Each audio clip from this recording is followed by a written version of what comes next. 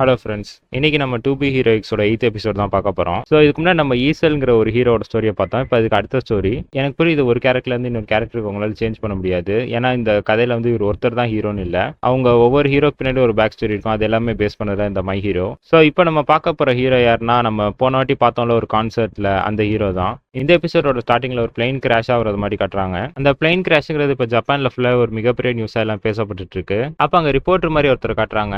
Actually அங்கே repair ஒர்க்ஸ்க்குலாம் பார்க்கறதுக்காக ஆளுங்க வந்திருக்காங்க. ஆனா அந்த ஆளுங்களோட ஆளுங்களா சேர்ந்து இங்க ஒரு கேமராமேனும் வந்திருக்காரு. இவ்வளவு காலமா இன்னமும் பிளைன் கிராஷ் எல்லாம் நம்புறீங்களா? எனக்கு அதுல நம்பிக்கை இல்லைங்கிறாரு. அப்ப அங்க ஒரு குழந்தை அழுகுற சவுண்ட் கேக்குது. இவரு என்னன்னு சொல்லி அங்க போய் பார்த்தா அங்க ஒரு சின்ன பிள்ளை அழுதுகிட்டு இருக்கு. Yes, that's our hero, lucky sign. இப்ப அப்படியே நமக்கு ஒரு சர்ச்சை காட்டுறாங்க. அந்த குழந்தை அங்க இருந்து கூட்டிட்டு வந்த ஒரு பேரு ஜென். இதுல உங்க பேர்லாம் கொஞ்சம் வித்தியாசமா தான் இருக்கும். நம்ம ஒரு இப்போதைக்கு ரிப்போர்ட்டர்னு வச்சுக்கலாம். இப்ப இந்த ரிப்போர்ட்டர் இந்த ஆர்ஃபனேஜ்ல தான் அந்த குழந்தைய வந்து விட்டுருக்காரு. அதனால செக் பண்ணிட்டு இருக்காரு. இப்பதான் இவருமே அந்த இன்னொருத்தருக்கு எக்ஸ்பிளைன் பண்ணிட்டு இருக்காரு.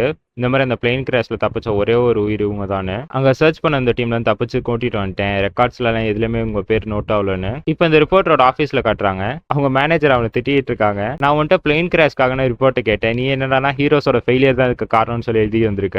இப்ப அவனுமே கொஞ்சம் அவுட்ரேஜ் ஆகுறான். ஒரு ஹீரோக்கு கூட இதை பத்தி தெரியலையா? ஒருத்தர் கூட அங்க இல்ல அந்த ஏரியால, யாருக்குமே இதை பத்தின நியூஸ் போகலையான்னு கேட்கறான். உனக்கு ப்ரூஃப் இல்லாம எதையுமே நீ இப்படி சொல்லாத. ஏன்னா இப்ப நீ வைல்டா அக்யூசேஷன் வைக்கிற, இது வந்து ஸ்ட்ரெஸ் வேல்யூவை குறைச்சு அது வந்து ஒரு மிகப்பெரிய டிசாஸ்டர் ஏற்படுத்திடுங்கிறாங்க. இப்ப அப்படியே இவனோட பாயிண்ட் ஆஃப் வியூல அங்க இறந்து போன நிறைய குடும்பத்தெல்லாம் இவன் நினைச்சு பாக்குறான். அந்த பிளைன்ல இருக்க மக்களும் ஹீரோஸ் மேல நம்பிக்கை வச்சிருப்பாங்க. ஆனா அந்த நம்பிக்கையை ஹீரோஸ் கைவிட்டுட்டாங்கிறான். நீ என்னமோ அந்த பிளைன் கிராஷ்க்கு ஹீரோஸும் ஒரு காரணம்னு சொல்ற மாதிரி இருக்குன்னு சொல்லி அந்த மேனேஜர் கடுப்பாகிறாங்க. சரி, இது எல்லாத்தையும் மறந்துரு, நான் உன்னை வேற டிபார்ட்மெண்ட்டுக்கு டிரான்ஸ்ஃபர் பண்றேங்கிறாங்க. இதெல்லாம் கேட்ட இவனுக்குமே ஒரு மாதிரி இருக்கு. எனக்கு இங்க செட் ஆகல, நான் ரிசைன் பண்ணிக்கிறேன்னு சொல்லிட்டு வெளில வந்துடுறான். இப்ப வெளியில ஃபேக்கா ரூமர்ஸ் பரப்பி இருக்கான்னு சொல்லி ஒருத்தனை அரெஸ்ட் பண்றாங்க.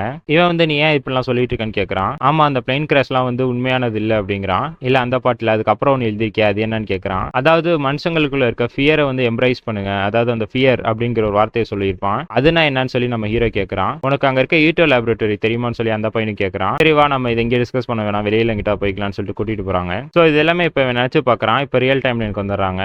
நானும் எவ்வளோ ஆப்ஷன் ட்ரை பண்ணி பார்த்தேன், ஆனா இந்த குழந்தைக்கு இங்க இருக்கதான் சேஃபா இருக்கும்னு தோணுச்சு அப்படிங்கிறான். ஆக்சுவலி இது ஒரு சர்ச் இல்ல, இது ஒரு ஆர்ஃபனேஜ். இப்போ வெளியில காட்டுறாங்க. அந்த சின்ன பிள்ளைங்க விளையாண்டுகிட்டு இருக்கு. எந்த கையில கேண்டி இருக்குன்னு சொல்லி கேட்கறாங்க. கரெக்டா சொல்லிடுச்சு, இந்த கை தானே. பரவாயில்லப்பா, லக்கா அந்த சின்ன பொண்ணு கிட்ட தான் இருக்குங்கிறான். மொத்த பிளைன் கிராஷ்ல எல்லாருமே இறந்து போயிட்டாங்க, அதுக்கு காரணம் லக்கா அப்படின்னு சொல்லி கேட்கறான். அந்த பொண்ணு பேர் என்னன்னு சொல்லி கேட்கறான். அந்த ரிப்போர்ட்டர் எனக்கு தெரியல, சைன்னு நினைக்கிறேன்னு சொல்லி சொல்றான். இப்ப அப்படியே அடுத்த சீன்ஸை காட்டுறாங்க. நம்ம சின்ன வயசுல கார்டு கலெக்ட் பண்ற மாதிரி இங்க சைனுக்கு தான் லக் இருக்குல்ல, அதனால சைனை வச்சு கார்டு கலெக்ட் பண்றாங்க.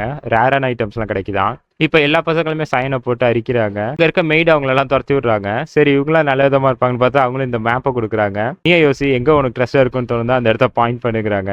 இப்ப அப்படியே அந்த ரூமர்ஸ்ல இப்ப அப்படியே அந்த உண்மையான கதை எல்லாருக்குமே ஸ்ப்ரெட் ஆகுது. ஆக்சுவலி இப்ப சைன் ஒரு இடத்த மார்க் பண்ணிச்சுல, அந்த இடத்துல தான் இப்ப இவங்களோட வீடை ஷிஃப்ட் பண்ணிட்டாங்களாம். இவங்களுக்கு அப்ப இருந்து ரொம்ப பாசிட்டிவா எல்லாமே நல்லதா நடக்குதுன்னு சொல்லிட்டு இருக்காங்க. இப்ப அப்படியே எல்லாருமே சைன் கிட்ட வராங்க. இன்னொரு மெய்டு அப்படிதான் கேட்க கொண்டு வராங்க. அவங்களுக்கு இப்ப கல்யாணம் பண்ணுமா 3 பையனை செலக்ட் பண்ணிருக்காங்க. சைன் ஒரு பையனை பிக் பண்ணி கொடுக்குறா. கரெக்டா அந்த பையனை கல்யாணம் பண்ணிக்கிறேன்னு சொன்னதுக்கு அப்புறம் அவங்க அப்பாவுக்கு நிறைய ஜாக்பாட் அடிச்சு அவங்க இப்போ ஒரு மில்லியனர் ஆயிட்டாங்களாம். இப்ப அப்படியே எல்லாருமே அவளை யூஸ் பண்ணி ஆரம்பிச்சிடுறாங்க. அவளுக்கு இது ஒரு மாதிரி இருக்கு. போற பார்த்தா சயன் எல்லாருமே ஒரு கடவுள் மாதிரி கும்பிட ஆரம்பிச்சாங்க. வெளில இருந்து நிறைய விசிட்டர்ஸ் எல்லாம் வந்து பாக்குற அளவுக்கு பெருசா ஆகிட்டு இருக்கு. இதெல்லாம் பார்த்த டியானுக்கு பிடிக்கல. சயன், உன்கிட்ட இருக்கிறது ஒரு அற்புதமான கிஃப்ட், இதை வந்து கெட்ட விஷயத்துக்கு இந்த மாதிரிலாம் பயன்படுத்தாத. உன்னை யாராவது இப்படி எதுக்காவது ஃபோர்ஸ் பண்ணாங்களா உடனே என்கிட்ட வந்து சொல்லுங்கிறாரு. இப்ப அடுத்த சீன்ல பார்த்தா ஒரு மிகப்பெரிய பிரேயர் மாதிரி ஒன்று ஆர்கனைஸ் பண்ணிருக்காங்க.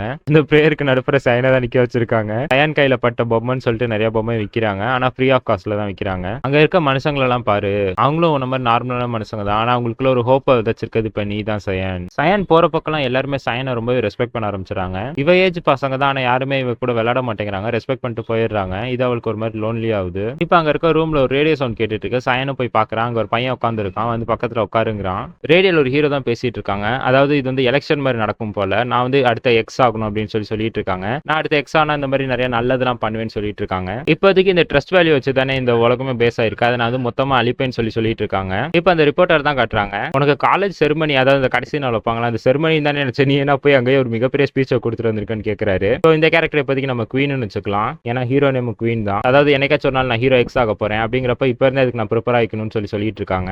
அப்போ நியூஸ்ல சொல்றாங்க டாப் 10ங்கிற ரேங்கிங்ல இருந்து 2 ஹீரோஸோட லிஸ்ட், அதாவது அந்த நேம் வந்து கீழே இறங்கி இருக்குன்னு. இப்ப அந்த சின்ன பையன் ரேடியோ ஆஃப் பண்ணிட்டு சொல்றான், ஏன்னா நீ மட்டும் வித்தியாசமா ட்ரெஸ் போட்டிருக்கேன்னு. ஆமா, எனக்கு இந்த ட்ரெஸ் தான் போட சொன்னாங்க. ஏன்னா அதுதான் வந்து எல்லாருக்குமே இந்த சொல்லுவாங்களே நல்லது ஹோப் தரும் அப்படின்னு. இதை சொல்லிட்டு இருக்கா. இப்போ நீ தான் அந்த பிரைசிஸ் புனிதமானவங்க அப்படிங்கிறது நீதானா அப்படின்னு சொல்லி அந்த பையனும் கேட்கறான். அவனை இதுக்கு முன்னாடி நீங்க பார்த்தது இல்லை, நீ யாருன்னு சொல்லி இந்த சைனும் கேட்கறா. ஆமா, நான் வேற ஒரு ஆர்ஃபனேஜ்ல இருந்து வந்திருக்கேன், உனக்கு ஒரு சீக்ரெட் சொல்றேன், இங்க வான்னு சொல்லி கூப்பிடுறான். இதுக்கு முன்னாடி நான் இருந்த ஆர்ஃபனேஜ்ல நீ கெலாமிட்டின்னு சொல்லி சொல்லுவாங்கன்னு சொல்லி சிரிக்கிறான். இதை பார்த்து சயன் கொஞ்சம் பயப்படுறா.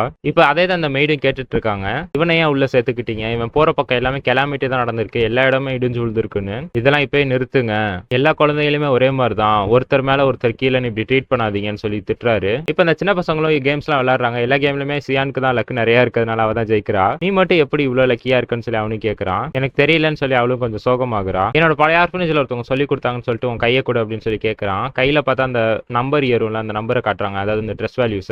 அதாவது சயானுக்கு இந்த வயசுல ரொம்ப ட்ரெஸ் வேல்யூ ஏறி இருக்கு. இதை பார்த்து அவனும் அதே தான் ஆச்சரியப்படுறான். எப்படி இவ்வளவு சீக்கிரம் நீ ஏறி இருக்க இவ்வளவு தூரம்னு. எனக்கு தெரியல, நான் சின்ன வயசுல பிறந்ததுல இருந்து இப்படிதான் எனக்கு அப்படின்னு சொல்லி அவளு சொல்றா. இங்க பத்தியா எனக்கும் இது இருக்குன்னு சொல்லி காட்டுறான். பார்த்தா அவனுக்கு டபுள் டிஜிட்ல இருக்கு. எனக்கும் பத்தியா உன்ன மாதிரி ஒரு ஸ்பெஷல் பவர் இருக்குன்னு அவனும் சொல்றான். அங்க இருக்க டீன்னு சொல்லியிருக்காரு, நீ எனக்காச்சும் சொன்னால் ஹீரோ ஆகணும், இந்த சின்ன பையனுக்குமே ஹீரோ ஆகணும்னு தான் ஆசை, அதையும் சொல்லிட்டு இருக்கான். எனக்கான இதெல்லாம் பிடிக்கல, நான் ஏன் ஹீரோ ஆகணும், என்னையே அதுக்காக சூஸ் பண்ணாங்க, நான் ஏன் இவ்வளவு லக்கியா இருக்குன்னு சொல்லிட்டு அவர் ரொம்ப வருத்தப்படுறா. எல்லாருமே ஒரு பெர்ஃபெக்டான ஃபிகரை அவளை பார்த்துருக்காங்க. இந்த மாதிரிலாம் தப்பு பண்ணக்கூடாதுன்னு சொல்லிட்டு ஒவ்வொரு தடவையும் பிராக்டிஸ், அதாவது ஒரு நார்மல் கிட்லாம் எப்படி இருப்பாங்களோ அந்த மாதிரி இல்லாம இவ்வளவு வந்து ஒரு மிகப்பெரிய ஒரு இதா பார்த்துருக்காங்க. கிளம்ஸியா சின்ன சின்ன தப்பெல்லாம் பண்ற மாதிரி தான் எனக்கும் இருக்கணும்னு ஆசை, ஆனா என்னை எப்படி யாருமே இருக்க விட மாட்டேங்கிறாங்கன்னு சொல்றா. அந்த சின்ன பையனும் சைனை என் கூட வான்னு சொல்லி கூட்டிட்டு போறான். இந்த இதை உன் கையில வச்சுக்கோ, இதை வச்சு உன்னோட அந்த லக்கிங்கிற ஒரு கர்ஸை நம்ம உடைக்கலாம் அப்படின்னு சொல்றான்.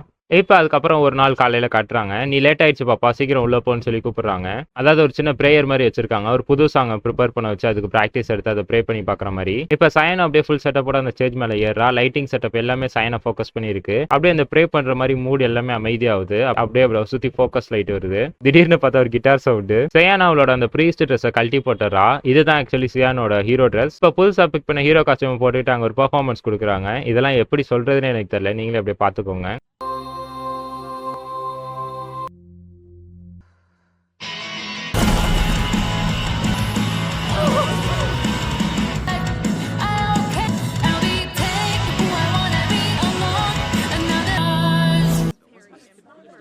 இப்ப ஆப்வியஸ்லி என்ன நடக்கணும் உங்களுக்கே தெரியும். பிரேயர் தப்பா போனதுனால எல்லாருமே இப்ப சயனை பிடிக்க ட்ரை பண்றாங்க.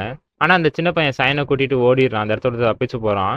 உன்னோட லக்கிங்கிற இந்த கர்ஸை இன்னைக்கு நம்ம உடைக்க போறோம் அப்படின்னு சொல்லிட்டு அந்த பால் மாதிரி ஒன்று கொடுக்குறான். இதை வந்து அந்த இடத்துல கரெக்டா குறிப்பாத்து அடி, உன்னால அடிக்க முடியலன்னா உன்னோட லக்கியான கர்ஸை வந்து நாங்க இப்ப பிரேக் பண்ணிட்டோம்னு சொல்லி கொடுக்குறான். அதாவது கண்ணை மூடிட்டு அடிங்கிறான்.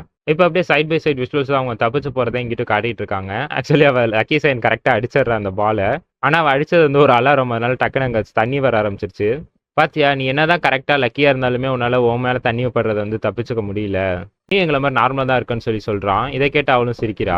இப்ப அங்க மெயின் என்ட்ரன்ஸ் கிட்டே வந்துடுறாங்க. என்னோட கனவு, என்னோட லட்சியம் எல்லாமே சயனை வந்து ஒரு மிகப்பெரிய ஹீரோ ஆக்கணும், ஒரு நம்பிக்கைக்கான ஒரு ஹோப்பா ஆக்கணும் அப்படிங்கிறது தான். ஆனா அந்த கனவை ஒன்னால என்கிட்ட இருந்து பிரிச்சு எடுத்துட்டு போக முடியாதுங்கிறாரு. இதோட இந்த எபிசோடு முடியுது. ஸோ என்னோட எக்ஸ்பிளனேஷன் இந்த எபிசோடு எப்படி இருந்துச்சுன்னு சொல்லி மறக்காம கமெண்ட் செக்ஷன்ல சொல்லுங்க. நெக்ஸ்ட் எபிசோட்ல பார்க்கலாம்.